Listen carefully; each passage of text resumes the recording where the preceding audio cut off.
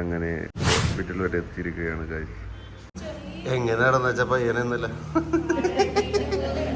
വയറിളക്കം, ഛർദി, ഇവിടെ തിന്ന് മതിച്ച് തൊണ്ടവേന, പനി. സൂചി ഇത്രയും ലോകത്തിലെ ഏറ്റവും വലിയ പേടിത്ത് പറയണം. അപ്പം സ്റ്റക്കായി നമ്മുടെ ഹീറോ സ്റ്റക്കായി.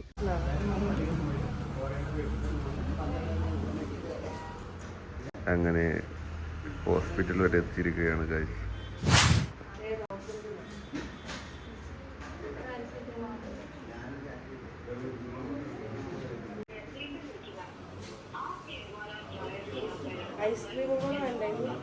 ഇന്നലെ ഐസ്ക്രീം കൂടി വേണമെന്ന് പറഞ്ഞു വെച്ചാ.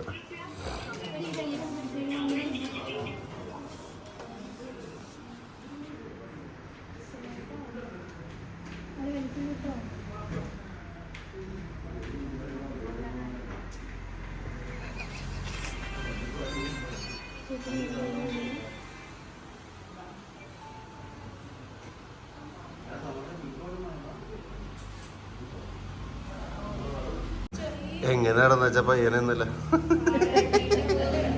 വയറിളക്കം, ഛർദി, ഇവിടെ തിന്ന് മതിച്ച് തൊണ്ടവേന, പനി.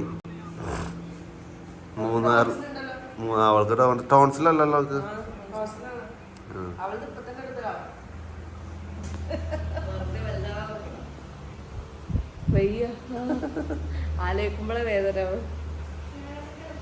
ഇവിടെ ഇപ്പൊ രോഗി ആരാണാവോ?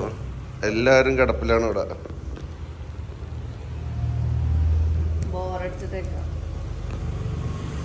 ന്യൂഡിൽസും എല്ലാം കഴിച്ച് അവസാനം കഞ്ഞിയിലോട്ട് മാറി, പഴങ്കഞ്ഞിയിലേക്ക് മാറിയിരിക്കുകയാണ് ആയറ സുൽത്താന. വയ്യണ്ടായി. ശിവരിന്നും ഇത് തന്നെ.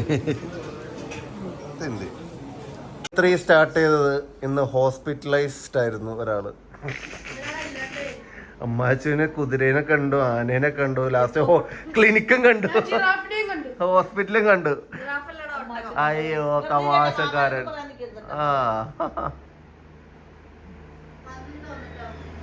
അമ്മാച്ചന്റെ മോന്തെന്ന് എങ്ങനെ ഇരിക്കണ? തിന്ന് കക്കൂസിലായിരുന്നു. 2 ട്രിപ്പ് ഇട്ട്. ആപ്പച്ചി ഇവിടെ ഡെനിം ജാക്കറ്റ് ഒക്കെ ഇട്ട് ഒരു ട്രക്കിങ്ങിന് പോകാൻ വേണ്ടി വെയിറ്റ് ചെയ്തിരിക്കുന്നത്.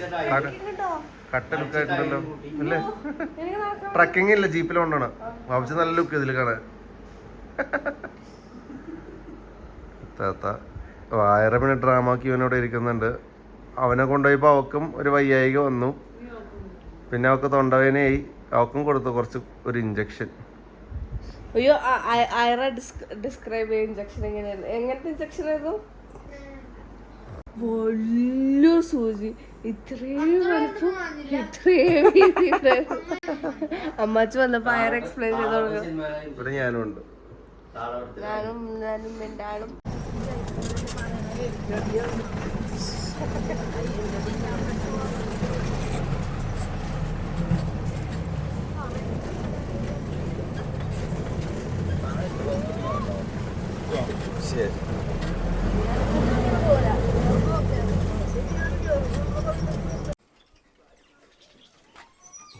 ചെറിയൊരു ഇതായിരുന്നെങ്കിലും നല്ല പേടിച്ചല്ലോ. എങ്ങനെ ഉണ്ടായിരുന്നു? പേടിച്ചോ? കുഞ്ഞു പേടിച്ചോ?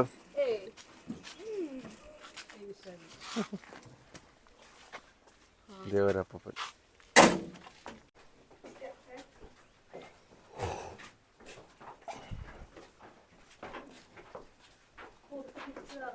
ഇതൊക്കെ തിരിച്ചു കയറണം. എങ്ങോട്ടാ വേണ്ട? അങ്ങോട്ടാണോ? ഓക്കെ.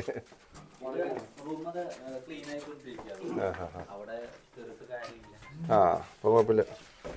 ഇവിടുത്തെ റൂമാണുള്ളത്.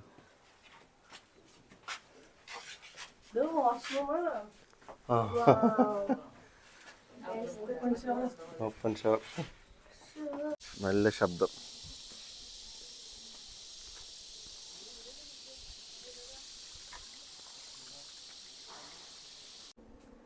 ഇതൊരു കേവ് റൂം അല്ലേ?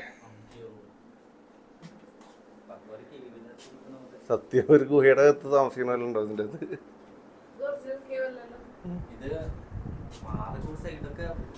ആ കുറച്ച് ഒറിജിനൽ കുറച്ച് പരിപാടി.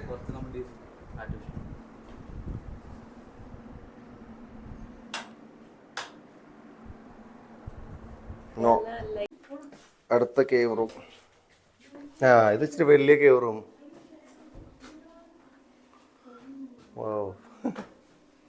ഒരു ഗുഹ മൂട് താമസിക്കാൻ വെച്ചിവിടെ. ബായത്താ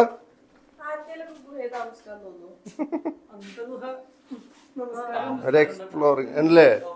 പിന്നെ അതൊക്കെ എക്സ്പീരിയൻസ് ആയിട്ട് വരും.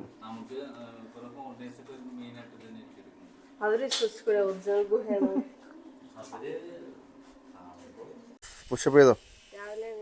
പുഷപ്പ് അല്ലേ, ഇത് പുള്ളപ്പാ. Okay okay. കൊള്ളാം, നല്ല പുള്ളപ്പ്. മിടിക്കായിട്ടോ. ഇതെന്താ മസിലാണോ ഫാറ്റാണോ? രണ്ടില്ല, ഒന്നുള്ളോ? എനിക്ക് ഹൈറ്റ് വേണ്ടില്ല. വാ വെച്ച് ഒന്നുമില്ല, പാ ചെയ്യാ മാമ. വാ ഇപ്പൊ കയറി നിങ്ങൾ ഇങ്ങോട്ട് പാ, ആരും വന്നോളും. ആ അമ്മ ചോദിക്കോളൂ ഏറേന. എന്താണ് ടാസ്ക് ആണോ? പേടിയാണോ?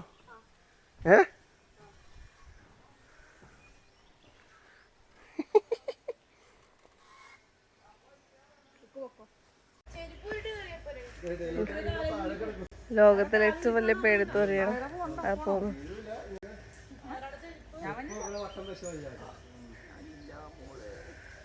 കിടന്നു പോയപ്പോരെ എളുപ്പം. സ്റ്റക്കായി നമ്മുടെ ഹീറോ സ്റ്റക്കായി.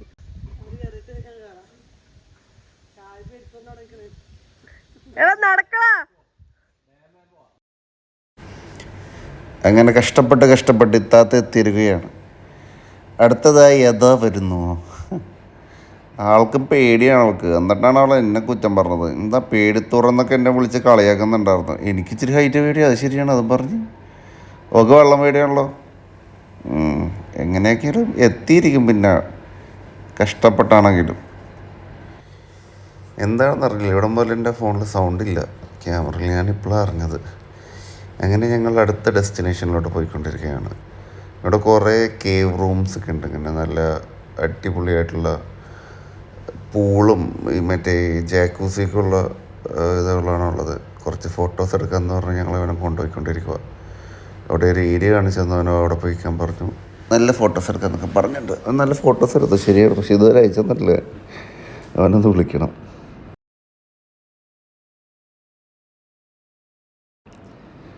അടുത്തതായി അവതരിപ്പിക്കുന്നു നിത്യയൗവനം ഒട്ടും തന്നെ നഷ്ടപ്പെടാതെ എൻ്റെ വാപ്പായും അതിനോടൊട്ട് മല്ലിട്ടുകൊണ്ട് എൻ്റെ ഉമ്മായും. അവരുടെ ഒരു കിടിലം ഫോട്ടോസ് അവനെ കൊണ്ടെടുപ്പിച്ചുകൊണ്ടിരിക്കുകയാണ്. അവർ നല്ല ക്യാൻഡിഡിന് വേണ്ടി പോസ് ചെയ്യുന്നു. ഞങ്ങൾ ഇവിടെ നിന്ന് കമൻ്റ് അടിച്ചുകൊണ്ടിരിക്കുന്നു. രണ്ടുപേരും കണ്ണടയൊക്കെ വെച്ച് വേറെ ലെവൽ മൂഡിലായിരിക്കുന്നത്.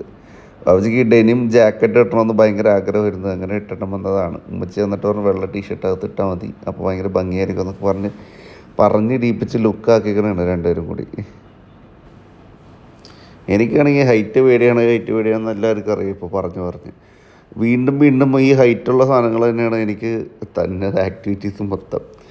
ഇതും മറ്റേ കയറിലൂടെ സൈക്കിളായിട്ട് കൊണ്ടുപോയി. സത്യം പറഞ്ഞാൽ ഇവിടുന്ന് ഇറക്കി വിട്ടപ്പോൾ എനിക്കൊന്ന് പേടിയായി. പിന്നെ ഓക്കെ, പേടി നോക്കേണ്ട ആവശ്യമില്ല. ഫുൾ സേഫ്റ്റി മെഷേഴ്സ് എല്ലാം ഉണ്ട്. പിന്നെ രസമാണ്. ഇങ്ങനെ ചവിട്ടി പോയാൽ മതി. ആ വള്ളിയിൽ കൂടി ഇങ്ങനെ പോയിട്ട് തിരിച്ചവരിങ്ങനെ വലിച്ചെടുത്തോളും. അത്രേ ഉള്ളൂ. അവിടെ ചെന്ന് പിന്നെ തിരിച്ച് വലിച്ചപ്പോൾ പേടിയായെന്ന് വെച്ചാൽ പേടിയൊന്നുമില്ല. ഇത് സിമ്പിളായിരുന്നു. ഇത് വലിയ പ്രശ്നമൊന്നും ഉണ്ടായിരുന്നില്ല. ഞാൻ പേടിച്ചാൽ. പക്ഷെ മറ്റേ സാധനത്തിൽ നടുക്ക് വെച്ച് ഞാൻ ബ്ലോക്കായി. ഭയങ്കര ഹൈറ്റായിരുന്നു. പുള്ളി ഇങ്ങനെ തിരിച്ച് വലിച്ചുകൊണ്ടിരിക്കും. നമ്മളിങ്ങനെ തിരിച്ചിങ്ങനെ വന്നാൽ മതി, തിരിച്ചെത്തും. പിന്നെ ഇതൊക്കെ ഞാൻ സിപ്പ് ലൈനിൽ കയറിയല്ലോ. അങ്ങനെ ഞാൻ തിരിച്ചെത്തിയിരിക്കുന്നു ഗൈസ്. ഒരു പോറൽ പോലും വെക്കാതെ ഞാൻ തിരിച്ചെത്തി. ഇനി എൻ്റെ പുച്ഛമുണ്ട് മൊത്തം. അടുത്തതായിട്ട് പാപ്പിച്ച് റെഡിയായി. ഉമ്മ ഒന്നിലും കയറിയില്ല. ഉമ്മച്ചിക്ക് എല്ലാത്തിലും പേടിയായിരുന്നു. ഉമ്മയുടെ പേടിയൊന്നും എനിക്ക് കിട്ടിയേക്കണം. പാപ്പിച്ച് അതിൽ കയറിപ്പോയി.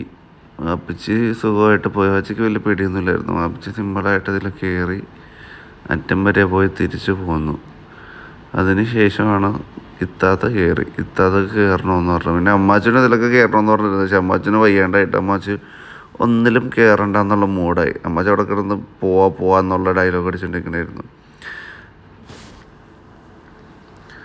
അമ്മാച്ചന് വയ്യ, അമ്മാച്ചന് ക്ഷീണമായി. എന്നിട്ടും അമ്മാച്ച ഇവിടെ നിന്ന് കമൻ്റ് അടിച്ചുകൊണ്ടിരിക്കണതാണ് ആയിര കയറണേന് ഇവർക്ക് പേടിയാണ് എന്നൊക്കെ പറഞ്ഞിട്ട് എന്തൊക്കെയോ ഡയലോഗ് അടിക്കുന്നുണ്ട്. രണ്ടും പിന്നെ നേരെ കണ്ട തല്ലെടുത്താണ്.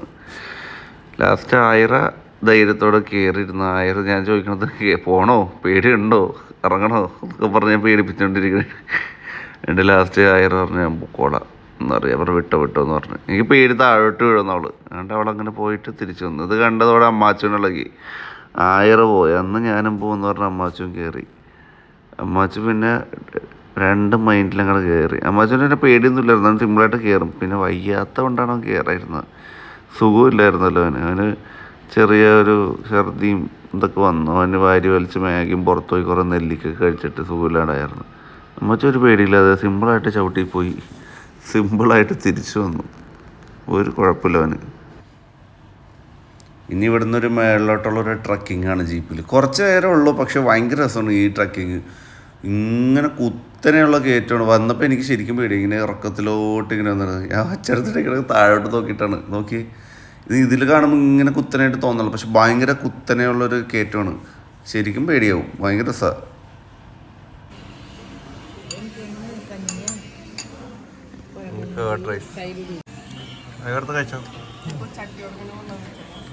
എന്താണ് ചട്ടിയും കൊണ്ട് വെച്ചേക്കണം. ചട്ടി വെച്ച പ്രശ്നമാണ്. ഓക്കെ, അപ്പോൾ 2 ദിവസത്തെ സ്റ്റേക്കേഷന് ശേഷം ഞങ്ങൾ തിരിക്കുവാണ്. പിള്ളേരെല്ലാവരും ഭയങ്കര ആവശ്യമാണ്. ഇത്താത്താക്കുമാരനും വലിയ സുഖമില്ലാതെ ഫുഡ് കിട്ടില്ലായിരുന്നു. ഇവിടുത്തെ ഫുഡിന്റെ അല്ല, ആരും ഞാൻ അങ്ങോട്ട് ആലോചിക്കണ്ട. ഇവള് വാങ്ങിച്ച എന്തായിരുന്നു ഉപ്പിലിട്ട നെല്ലിക്കയുടെ വെള്ളം കുടിച്ചു. ആ വെള്ളം കുടിക്കണ്ടെന്ന് അപ്പോഴേ എല്ലാരോടും പറഞ്ഞതായിരുന്നു.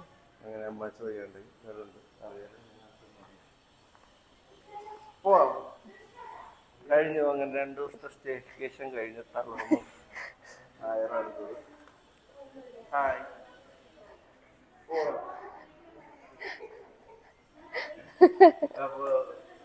ഇനിയിപ്പോ നെക്സ്റ്റ് ട്രിപ്പ് എപ്പോഴാണ്? ഇനി ഒരു 6 months എന്തായാലും അടുത്ത ട്രിപ്പ് വരും. കുറച്ചും കൂടെ നല്ല ക്ലൈമറ്റ് ആയിട്ട്. വാപ്പച്ചി എടുത്ത വീഡിയോസും ഫോട്ടോസും ഒക്കെ എഡിറ്റ് ചെയ്ത് വാപ്പച്ചിയുടെ ചങ്ങാതി കൂട്ടത്തിൽ ഇട്ടുകൊണ്ടിരുന്നു. അപ്പൊ ബൈ.